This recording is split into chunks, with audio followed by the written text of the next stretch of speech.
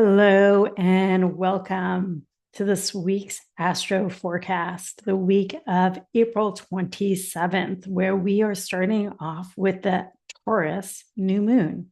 Hello, my name is Luna B. I'm a women's empowerment coach, astrologer, and yogini. And it is such an honor to be here in this space with you. Thank you for being here. Thank you for listening. If you haven't yet, please subscribe to my channel, which will just really allow me to continue to show up and serve these messages from my heart to yours. New moons are always a time of new beginnings. And last month we had the Aries solar eclipse. So that was a really, really large energy of the portal of the eclipses. Now we are in the Taurus new moon, a very different energy. We're moving from a fire energy into a fixed earth energy. We just had Earth Day. Taurus is fixed earth energy. So, are you a Taurus? Do you know any Tauruses? My partner is a Taurus, and I could just describe him because he is really that amazing Taurus energy. He's actually born on Earth Day, and so is my dad. So interesting, right? Like these two men in my life are both born on the same day. The energy of Taurus is fixed, steady, grounded, rooted, consistent, reliable, loyal, thorough, slow, and steady. They like comfort. The Taurus sign is ruled by Venus. They like things that are beautiful, materialistic things as well, or things that bring pleasure to the senses. So, welcome to the Taurus new moon. Let's take a moment and just drop into this moment in time together. If you're listening and driving, just keep your eyes open as we just take a moment and close the eyes to come into our earth bodies. Taking a long, deep breath all the way into your belly and exhaling that breath all the way down into the ground, into the roots of the earth. Inhaling from the roots of the earth all the way into your belly, filling up. And exhaling through the top of your head. And just taking a moment to connect your physical body to the energy above you and the energy below you, and honor yourself for being right here, right now, in this moment, fully present.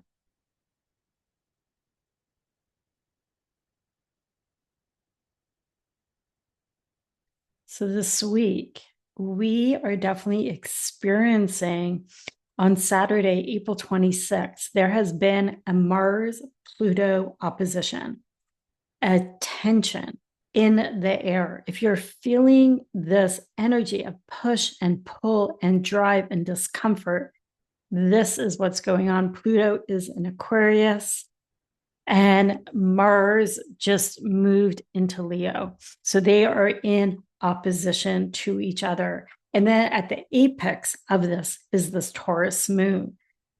So we are really understanding how could we nourish ourselves through this energy and this portal of tension. What are we wanting to break free from? What power do we want to move forward powerfully aligned into action? So Pluto is about power and transformation, and Mars is about correct action. But there's a lot of fire, there's a lot of heat, there's a lot of tension in this dynamic. New moons, always new beginnings. So we look to think, okay, what is it that is no longer serving me, that I'm willing to let go of? And what is it that I want to be bringing into my life? When we look at Taurus new moon, we're really also looking at Venus. And I've been talking quite a bit about Venus. You could go back and listen to some of the last recordings that I've done about Venus. Venus is no longer in retrograde.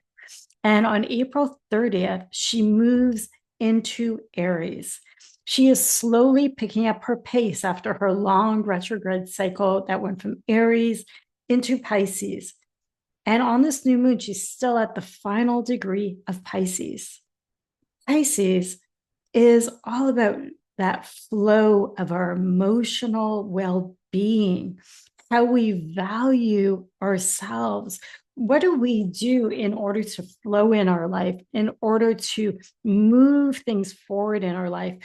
How do we nourish also that unconscious realm of Pisces? Pisces is the mystic and the dreamer. And what value do we see in the mystic, in our spiritual realm?